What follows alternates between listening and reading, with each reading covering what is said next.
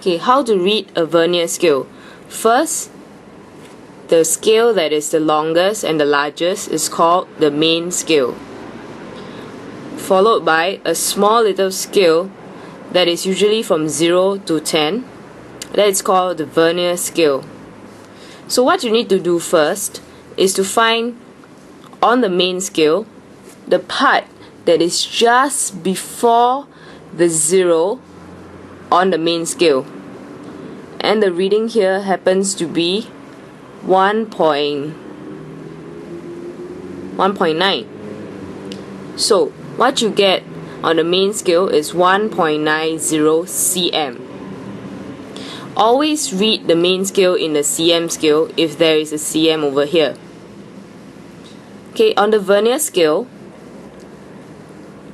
you read at the point whereby from 0 to 10, the part that coincides in a straight line together with the main scale, and in this scale it would be at the 0.1 point.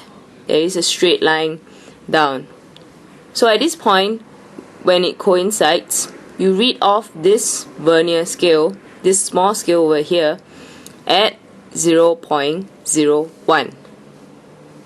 So you write 0.01 on the vernier scale, and then you add the main scale reading and the vernier scale reading to get 1.91 cm. This is found in your old notes, the notes that you have in term 1. Okay, so let's try another one.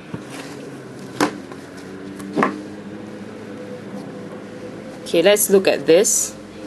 Okay, let it need some time to warm up.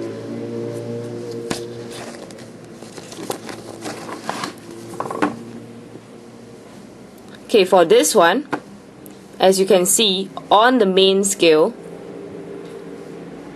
I have 4.2, which is just before this 0 point, 4.2 cm. So I write 4.2, and on the vernier scale, I find a part that it coincides with the main scale, which is one straight line over here, and this point is at the 6 mark, which means that on the vernier scale you have to write 0.06 cm. So you add the 4.20 cm on the main scale to the 0.06 cm to get 4.26 cm.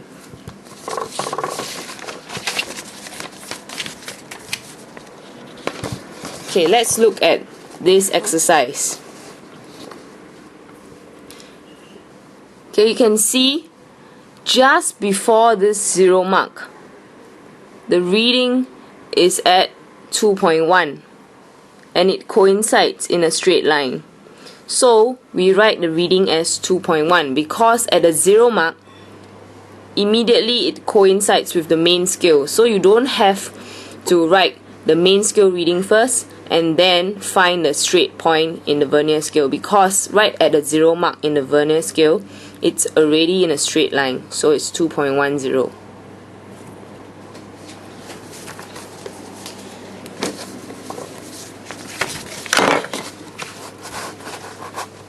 Okay, talking about zero error. Zero error, if the vernier scale is just if it's just after the main scale, you see there is a small little gap towards the reading on the main scale.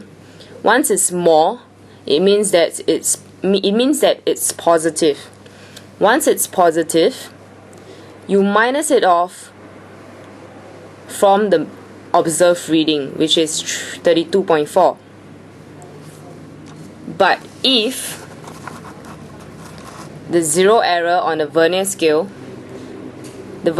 is behind the main scale 0, then it's a negative zero error. So because whenever we calculate actual measurement, we use the observed reading minus the zero error. In this case, the zero error is in a negative value. Negative, we minus off a negative value, we get a positive value, and therefore it becomes a plus and it becomes 32.6 millimeters.